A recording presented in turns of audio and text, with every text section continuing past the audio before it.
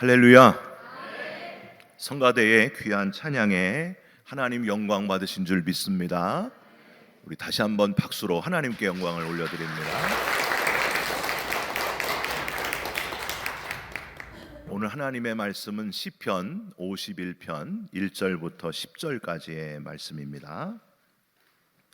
우리 한 절씩 교독해서 읽으시겠습니다. 하나님이여, 주의 인자를 따라 내게 은혜를 베푸시며 주의 많은 긍휼을 따라 내 죄악을 지워주소서. 나의 죄악을 나에게 씻으시며 나의 죄를 깨끗이 제하소서. 물은 나는 내 죄과를 아오니 내 죄가 항상 내 앞에 있나이다. 내가 주께만 범죄하여 주의 목전에 악을 행하였사오니 주께서 말씀하실 때에 물으시사하고 주께서 심판하실 때에 천천하시다하니라. 내가 죄악 중에서 출생하였으며 어머니가 죄 중에서 나를 잉태하였나이다. 보소서. 주께서는 중심이 진실함을 원하시니 내 죄를 은밀히 갇히시리라. 우슬초로 나를 정결하게 하소서. 내가 정하리이다. 나의 죄를 씻어주소서. 내가 눈보다 희리이다. 내게 즐거워 깊은 소리를 들려주시사 주께서 꺾으시는 뼈들도 즐거워하게 하소서. 주의 얼굴을 내 죄에서 돌이키시고 내 모든 죄악을 지워주소서. 하나님이여, 내 속에 정한 마음을 창조하시고 내 안에 정직한 영을 새롭게 하소서. 아멘. 오늘은 시편 51편 1절부터 10절까지의 말씀으로 돌아서야 회개다라는 제목의 말씀을 함께 나누는 시간을 갖겠습니다. 옆 사람과 한번 인사할까요? 시간 바뀌었는데도 오셨으니 잘 오셨습니다.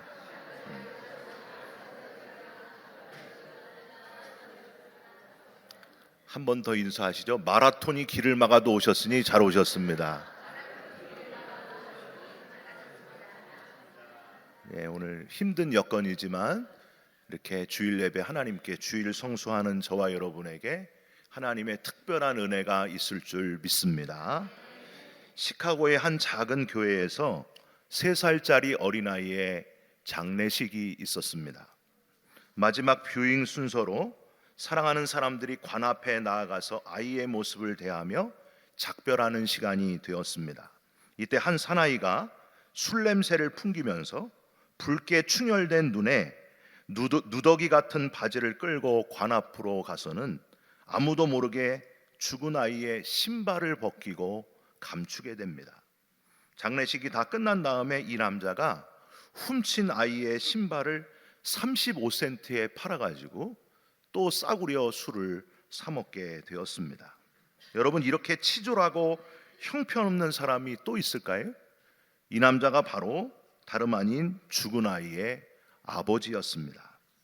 얼마 후에 신기하게도 이 남자는 하나님 앞에 십자가 앞에서 변화가 되어 눈물로 회개하면서 하나님 앞으로 돌아오게 됩니다. 그리고 치유 불가능한 1000여 명 이상의 알코올 중독자들을 복음으로 변화시키는 전도자가 되었습니다. 여러분, 이분의 사진을 보여드릴게요. 바로 이분입니다. 시카고 역사상 가장 역동적이었던 복음 전도자 멜 트라더의 실제에 있었던 이야기입니다. 여러분께 또 하나 보여드릴게요. 어느 나라 국기인지 한번 맞춰보세요. 여러분, 어느 나라 국기입니까? 네, 프랑스 국기입니다. 프랑스의 국기인 삼색기는 파랑색은 자유, 흰색은 평등, 빨강색은 박애를 상징하는데 이 삼색기는 이 소설하고 깊은 관련이 있습니다. 소설 보여드릴게요. 이게 뭘까요? 레미제라블이라고 하는 소설. 빵 한 조각을 훔쳤다는 이유로 19년의 옥살이를 한 장발장 이야기. 그게 바로 레미제라블입니다. 이 레미제라블, 즉 불쌍한 사람들이란 뜻인데, 불쌍한 사람들이 부조리한 사회 질서에 맞서서 평등한 세상을 꿈꾸는 저항 정신이 담긴 자유와 평등과 박애의 레미제라블. 여러분, 이걸 지은 작가는 누구일까요? 바로 이 사람입니다. 빅토르 위고라고 하는 사람. 이 빅토르 위고는 처음부터 세계적인 문어가 된 사람이 아니었습니다. 원래는 주색이 심해가지고 집안을 다 망쳤던 사람, 정말 아무짝에도 쓸모없는 사람이 빅토르 위고였습니다. 어느 날 스스로 목숨을 끊은 이 빅토르 위고의 외동딸 레오포르틴의 시체가 세느강에서 발견이 되었는데, 그 시체가 주머니에 이런 이야기가 쓰여져 있습니다. 아버지의 심한 외도와 과음, 지긋지긋한 술, 거기에 짓눌려 사는 비참한 어머니 때문에 살 의욕이 없어졌습니다 하고 유서가 쓰여져 있었습니다. 빅토르 위고는 여기서 큰 충격을 받게 됩니다. 이것은 나를 향한 하나님의 엄중한 심판이구나 깨닫게 되면서 진심으로 이 자리에서 회개하고 완전히 새 사람이 되었던 사람 빅토르 위고, 공무원이 돼서 헌신적으로 일해 프랑스 교육부 장관까지 오르면서 아주 독실한 신앙생활을 하면서 그의 문학도 더욱 깊어지고 세계적인 문호가 되었다 하는 겁니다. 사랑하는 성도 여러분, 아무리 치졸하고 형편없는 사람도, 진짜 아무짝에도 쓸모없는 사람도 하나님께서 귀한 도구로 사용하실 수 있다는 사실을 기억하시기를 부탁드립니다.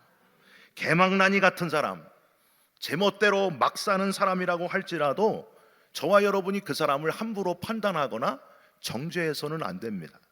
오히려 그런 사람을 보시면서 하나님, 언젠가 저 인간도 저 사람도 크게 사용하여 주시옵소서 하고 중보기도해 주시기를 주님의 이름으로 부탁드립니다. 갑자기 웃으시는 분이 있어요. 네. 주변에 누구 막 사는 사람이 있나 봐요. 제멋대로 사는 사람. 우리가 함부로 판단할 게 아니에요. 하나님이 역사하시면 변화될 겁니다. 네. 하나님이 그 사람 스타일대로 더 크게 사용하실 수도 있다는 거예요. 중요한 거는 하나님 앞에 회개할 때에 인생이 달라질 수 있다는 겁니다. 여러분, 오늘은 사순절 몇 번째 주일입니까? 세 번째 주일이고요. 회개와 그 열매를 묵상하는 주일입니다. 예수님은 누가복음 13장에서 너희가 만일 회개하지 않으면 이와 같이 망하리라, 이걸 2번이나 말씀하셨습니다. 반복해서 회개를 강하게 권면하셨어요. 열매 맺지 못하는 무화과 나무 이야기를 말씀하시면서 1년 후에까지 기다려라. 그 후에 만약에 열매 맺지 못하면 찍어버리리라. 여러분, 이게 무슨 내용이에요? 아직 1년 기회가 있다는 거예요. 기회가 있을 때 회개하라, 하나님 앞으로 돌아오라 하면서 회개를 촉구하셨습니다. 여러분, 토마스 왓슨이라고 하는 사람은 회개를 미루면 미룰수록 죄는 더 강력해지고 마음은 더 강팍해진다. 얼음이 더 단단하게 얼면 얼수록 그걸 깨기는 더 힘든 법이다 했습니다. 여러분, 지금 사순절을 우리가 보내고 있는데 얼마나 좋은 시간입니까? 회개하기 딱 좋은 시간이에요. 여러분, 이 40일 동안 내 안에 있는 모든 죄를 회개하고 주님을 닮아가시면서 미루지 말고 지금 진심으로 회개하고 열매를 맺는 저와 여러분이 되시기를 주님의 이름으로 부탁드립니다. 그런데 회개의 사람이 되려면요, 회개가 뭔지를 정확하게 알아야 됩니다. 여러분, 회개가 뭐예요? 대답해 보세요. 회개가 뭐예요? 회개랑 회계는 틀려요.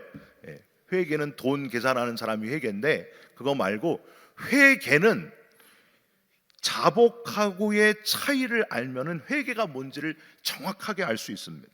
여러분, 회개 말고 이 자복은 헬라어로 엑소몰로게오라고 발음을 하는데, 이 엑소몰로게오는 고백한다, 그런 뜻이에요. 제가 이런 잘못을 했습니다. 이게 자복이라는 거예요. 또 하나, 동의한다는 뜻도 있어요. 저에게 지적하신 제 잘못들을 인정합니다. 제가 잘못했습니다. 이게 자복이에요. 마지막으로 약속한다는 뜻도 있어요. 이제 다시는 잘못을 범하지 않고 바르게 살겠습니다. 이게 바로 고백하고 인정하고 약속하는 것, 이게 바로 자복이에요. 근데 이거 다 뭘로 해요? 말로 해요. 말로 하는 게 자복이에요. 말로 하는 게. 회개는 뭔가? 회개는 다르다는 거예요. 말로 하는 게 아니에요. 회개는. 여러분, 어떤 집사님이 목사님이 신방을 오셨어요. 근데 신방을 이렇게 하려고 왔는데 담배 피는 게 걸렸어요. 담배 피다가. 그래가지고 이 집사님이 목사님 죄송합니다. 제가 앞으로 다시는 담배 피지 않겠습니다. 앞으로 절대 피지 않겠습니다. 목사님이 신방 끝나고 가셨어요. 근데 바로 또 담배를 무는 거예요. 담배를 피는 거예요. 와이프 집사님이 아니 당신 어떻게 이럴 수가 있냐, 어떻게 이렇게 이중인격자일 수가 있냐, 방금 목사님하고 약속하지 않았냐, 안 핀다고 그랬잖아. 그랬더니 남편 집사님이 맞아 약속했어, 봐봐 나 앞으로 담배 안 핀다고 했고 그래서 지금 옆으로 피고 있잖아. 말이나 되는 얘기예요 여러분. 이게 지금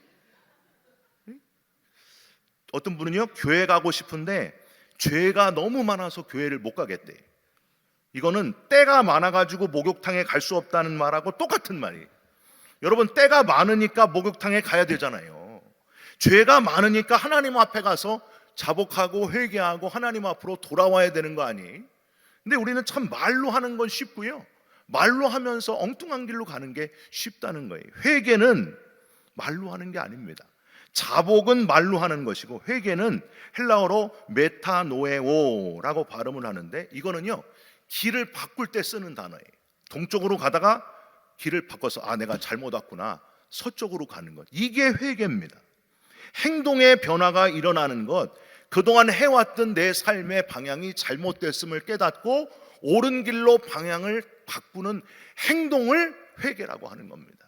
여러분 여기 이 자리에 참석한 모든 성도님들은 진짜 회개의 사람 되시기를 주님의 이름으로 부탁드립니다.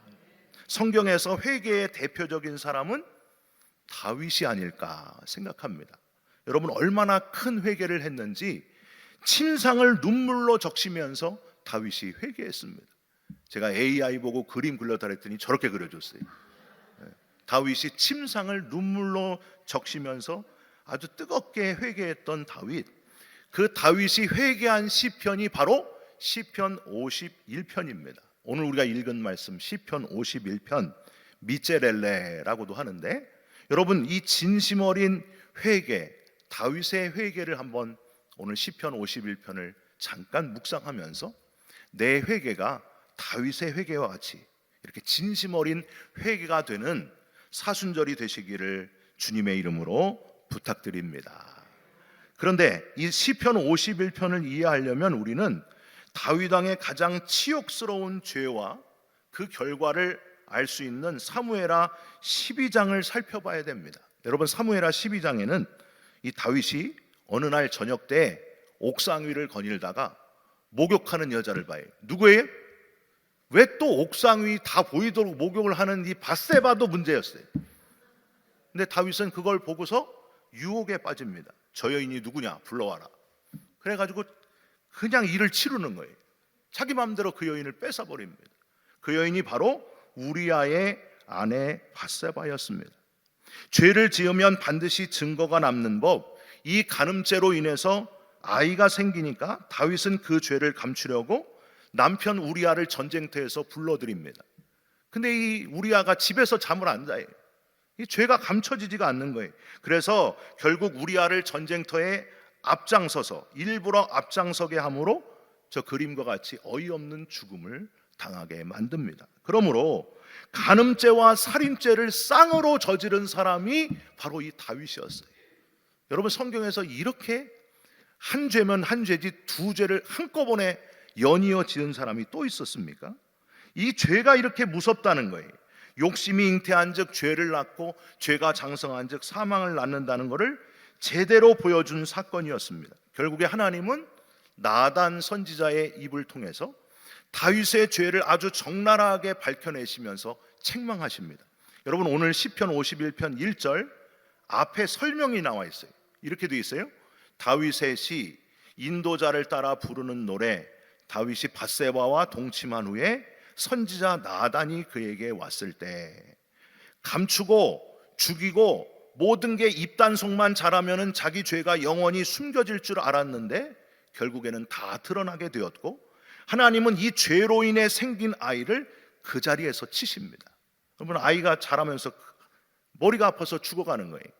다윗은 심히 앓는 아이를 위해서 금식하면서 밤새 엎드려 기도합니다. 여러분 어떻게 됐어요? 아이가 금식하면서 기도했더니 살아났어요? 죽어버렸어요. 하나님의 무서운 죄의 심판이었습니다. 이런 어려운 상황 속에서 회개하면서 눈물로 침대가 다 적셔지도록 울면서 지은 시편이 바로 시편 51편이라고 하는 거예요. 특별한 거는요, 이렇게 엄청난 죄, 간음죄와 살인죄를 콤보로 지은 다윗이었지만은 진심으로 회개했더니 하나님이 다윗을 용서해 주셨다는 사실입니다. 여러분, 이게 얼마나 큰 은혜입니까? 다윗은 이 어마어마한 일을 겪으면서 정말 삶의 방향이 바뀌어서 이제는 새로운 길을 걸어가게 됩니다. 새로운 삶을 이때부터 살아가게 됩니다. 여기서 우리는 첫 번째, 회개는 무뎌진 죄의식이 살아나게 되는 것이다 하는 걸 깨달을 수 있습니다. 다윗은 이 이후로 영적으로 엄청 민감한 사람이 되었습니다. 죄에 대해서 아주 예민할 정도로 아주 예민한, 민감한 그런 사람이 되었습니다. 여러분, 저와 여러분도 회개하는 사람은요, 딴 게 아니에요. 죄가 들어오려고 할 때에 민감하게 반응하는 사람, 그 사람이 회개의 사람임을 믿으시기 바랍니다. 우리 옆 사람에게 한 번 더 인사하죠. 민감하시기 바랍니다. 성격은 민감하면 안 돼. 성격이 너무 예민해가지고 옆에 누구도 못 오고 이런 성격은 예민할 필요가 없는데 죄에 대해서는 아주 예민하고 민감해야 된다는 거예요. 그게 회개하는 사람의 특징입니다. 다윗은 그동안 전쟁에 나갈 때마다 승승장구함으로 자기도 모르게 한눈을 팔다가 이렇게 갑자기 죄의 유혹에 넘어가게 됐다는 겁니다. 그런데 이제는 죄의 유혹에 넘어가게 된 자기의 연약함을 발견하고 스스로에게 실망하며 하나님 앞에 민감한 죄의식으로 고백을 하고 있습니다. 그게 시편 51편이에요. 자기 죄가 얼마나 민감하게 느껴졌는지 고백을, 죄라는 말을 계속해서 하고 있어요. 여러분, 오늘 읽은 1절부터 10절에 죄가 몇 번이나 나와요? 죄 한번 세보세요. 지금도 세고 계세요. 죄가 몇 번이? 죄가 11번 나와요. 11번 나와요. 11번. 10절 동안에 죄라는 단어가 11번이나 나온 거는 매 절마다 자기 죄를 지금 이야기하는 거예요. 나는 죄인입니다. 악한 죄인입니다. 남의 아내를 빼앗았습니다. 그 남편을 죽였습니다. 자기 죄가 생각이 나서 죄를 계속해서 표현하고 있는 거예요. 여러분, 저와 여러분도 이런 사람 되시기를 바랍니다. 제가 옛날에 중고등부 수련회에 갔을 때 기도를 하는데 어떤 학생이 회개하면서 막 기도를 하는데 그 모습이 지금도 잊혀지지 않아요. 막 뺨을 때리면서 막 기도를 하는 거예요. 수련회 기도했는데 어디서 딱딱 소리가 나는데 자기 뺨을 때리면서 막 얼굴이 다 부었어요. 저렇게 잘생기진 않았는데 하여튼 막 뺨을 때리면서 기도한 그 학생 얼굴이 잊혀지지가 않습니다. 나중에 물어봤어요. 왜 그러냐 그랬더니 자기가 여태까지 지은 죄가 너무 커서 견딜 수가 없다는 거예요. 그래서 얼굴이 막 이만해졌어요. 저보다 더 커졌어요. 그냥 하도 때려가지고.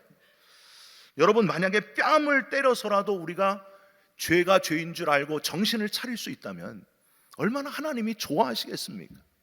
남의 뺨을 때리는 사람 되지 말고 내 뺨을 때려서라도 죄에 대해서 예민하게 민감하게 반응하는 사람, 그 사람이 바로 회개의 사람이라는 거예요. 여러분, 죄에 대해서 무뎌지는 것을 조심하시기를 부탁드립니다. 소아시아 7교회 중에 차든지 더웁든지 해야지 미지근한 죄에 대해서 예민하지 않았던, 민감하지 않았던 라오디게아 교회는 무슨 말씀을 들었어요? 내 입에서 너를 토하여 내치리라. 여러분, 우리 LA 베이직 교회가 사람 많아지는 것도 중요하고 좋은 예배 처소로 가는 것도 중요하고 다 중요한데 죄에 대해서 민감하지 않으면 죽은 교회밖에 될 수 없는 거예요. 죄는 죄라고 정확하게 이야기할 수 있어야 됩니다. 아닌 건 아닌 거예요. 여러분, 지금 죄인이 용서를 받았는데 우리가 어떻게 고상하게 예수를 믿을 수 있겠습니까? 저는요, 용서받은 죄인은 가만히 있을 수 없다고 생각해요. 죽어 마땅한 죄인이 용서받았는데 바울은 자신을 죄인 중에 괴수라고 했잖아요. 우리의 그 무뎌진 죄의식이 되살아나시고 살아있는 그리스도인, 회개하는 그리스도인 되시기를 주님의 이름으로 부탁드립니다. 교회가 왜 자꾸 죽어가는가? 자꾸만 죄를 이야기하질 않아요. 교회 오면 자꾸 뭐 축복받는다, 좋은 일 생긴다. 여러분, 그게 복음이 아니잖아요. 죄인이, 죽어마땅한 죄인이 십자가에 달려 죽어마땅한 우리가 대신 십자가를, 우리를 위해서 대신 십자가 지신 분 예수 그리스도, 그분 때문에 우리가 구원받아서 감사해서 지금 하나님께 예배드리는 거 아닙니까? 여러분, 우리의 무뎌진 이 죄의식을 계속 무뎌지지 않도록 다시 깨어나시기를 주님의 이름으로 부탁드립니다. 웨슬리 목사님이 속회를 만들 때 처음에 속회를 반 이상 없애버렸습니다. 왜 그러느냐? 속장님이 속회를 인도할 때에 제대로 못한 부분이 있었기 때문입니다. 여러분, 속장님, 여러분도 지금 한 달에 한 번씩 다 속회 모이시죠? 모일 때마다 속장님이 꼭 체크해야 될 게 있어요. 뭘까요? 속회 예배 드릴 때 오늘 속회 예배 빨리 끝나고 뭐 먹을까요? 이런 거 말고 속장님이 꼭 체크해야 될 게 있어요. 한번 보여주시죠. 뭘 체크해야 되느냐? 첫 번째, 지난 한 주간 어떤 죄를 지었습니까? 이게 속장님이 체크해야 되는 거예요. 그리고 지난 한 주간 어떤 유혹을 받았습니까? 마지막으로 그 유혹을 어떻게 이겼습니까? 하고 서로 간증하고 서로 죄의식, 무뎌진 죄의식이 살아나게 하고 그리스도인이 어떻게 살아야 되는지를 서로 점검하고, 그게 속회라고 하는 거예요. 여러분, 속회의 이 가장 중요한 걸 잊어버리면 속회는 그냥 친교 모임으로 끝나게 됩니다. 여러분의 속회가 살아있는 속회가 되기 위해서 속장님이 매주 모일 때마다, 한 달에 한 번 모일 때마다 이걸 점검해야 된다는 거예요. 지난 한 주간 어떤 죄를 지었습니까? 그 유혹이 어땠습니까? 그걸 어떻게 이기셨습니까? 하고 서로 이길 수 있도록 중보기도 해주는 거예요. 이게 살아있는 속회의 핵심입니다. 여러분의 속회가 이렇게 수시로 영적 무뎌짐을 점검하는, 무뎌진 죄의식이 민감하게 살아나 살아있는 그리스도인의 속회가 되시기를 주님의 이름으로 부탁드립니다. 깨어 있어야 된다는 거예요. 영적으로 살아 있어야 된다는 거예요. 두 번째로, 고통의 상황 속에서도 오히려 찬송을 부르는 모습에서 다윗이 분명히 회개의 사람이었다 하는 걸 확인할 수 있습니다. 여러분, 오늘 읽지 않았지만은 15절에 이렇게 되어 있어요. 주여 내 입술을 열어주소서, 내 입이 주를 찬송하여 전파하리이다. 여러분, 지금 상황이 이렇게 고백할 수가 없는 상황이에요. 남의 아내를 빼앗고 그 남편을 죽이고 자기의 죄로 인해 죽어가는 아이, 너무너무 괴로운 상황인데 다윗이 뭐 하고 있어요? 하나님을 찬송하리이다, 하나님을 전파하리이다. 왜 그랬을까요? 뭐가 찬송할 일이었을까요? 요거는 욥이 겪었던 아이러니한 그 일과 찬송과 일맥상통을 합니다.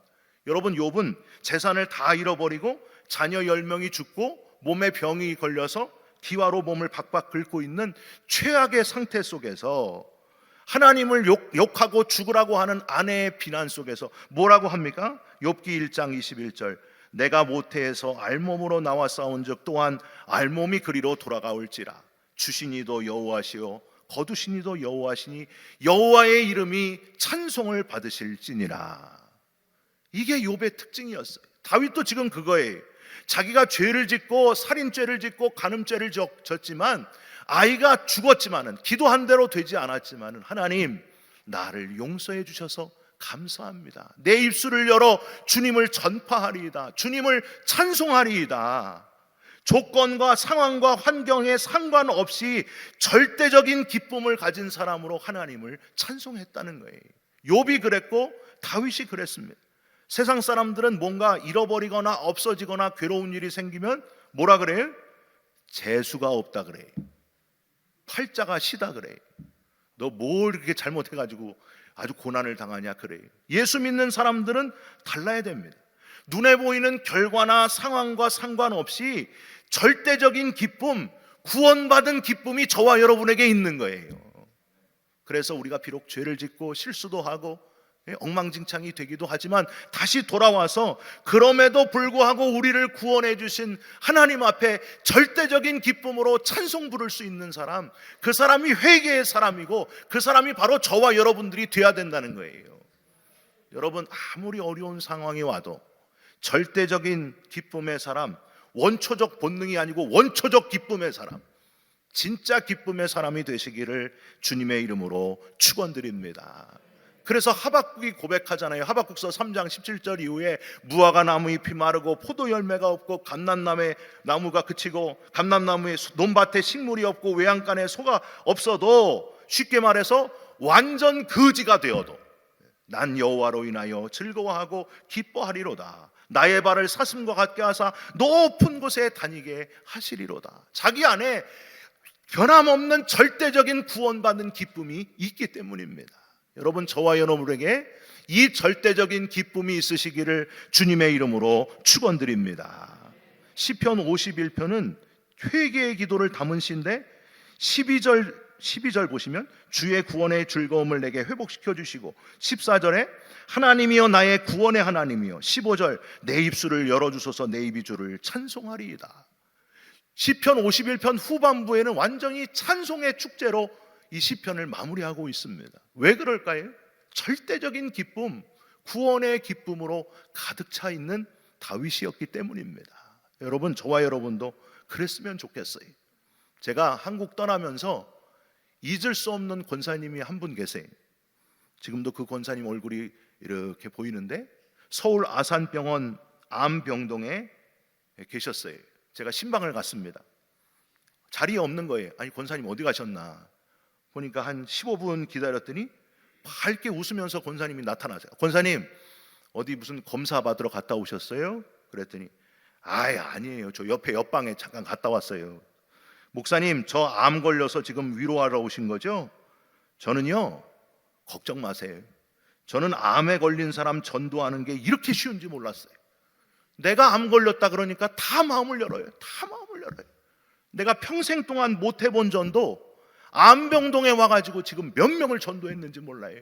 얼마나 행복한지 몰라요. 어차피 갈 거는 정해져 있으니까 가기 전까지 열심히 복음 전해야죠. 그러면서 거기 있는 암병동에 있는 사람들을 전도하는 전도사가 됐어요. 얼마나 참 뿌듯한지 몰라요.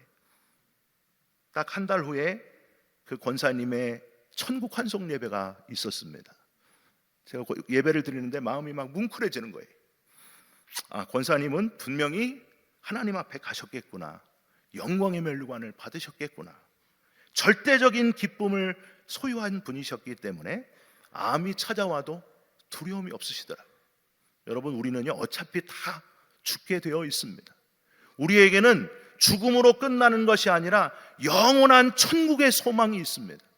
천국의 소망을 가진 사람은 절대적인 기쁨의 사람이고, 회개하는 사람이고, 무뎌진 죄의식이 되살아나서 또 죄 지을까를 늘 걱정하는 사람이고, 구원의 소망으로 아무리 어려운 일이 와도 그 소망을 잃지 않는 그리스도인, 바로 그런 그리스도인입니다.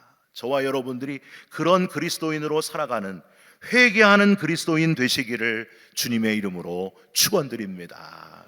같이 찬양했으면 좋겠습니다. 하나님, 오늘도 회개합니다. 오늘도 주님 앞에 나옵니다.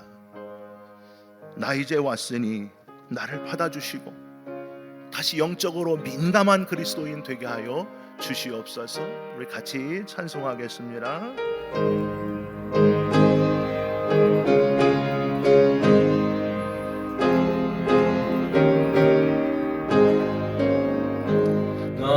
주여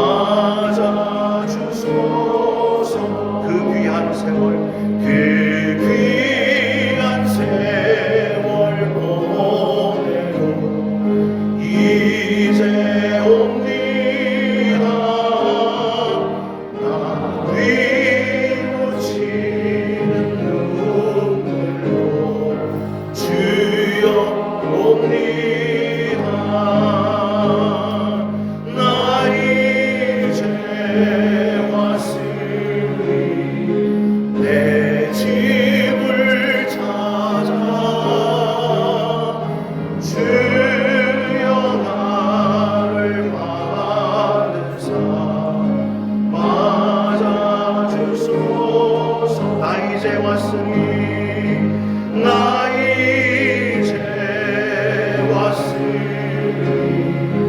내 집을 찾아 주여 나를 맞아주소서. 하나님, 메말랐던 회개의 눈물이 이제 다시 흐르게 하여 주시옵소서. 무뎌진 죄의식을 깨우시사 영적으로 민감한 주의 자녀들 되게 하여 주시옵소서. 상황과 조건, 환경에 상관없이 구원받은 하나님의 자녀로 절대적인 기쁨을 소유하고 살아가는 회개의 사람이 되게 하여 주시옵소서. 예수 그리스도의 이름으로 기도 올리옵나이다. 아멘.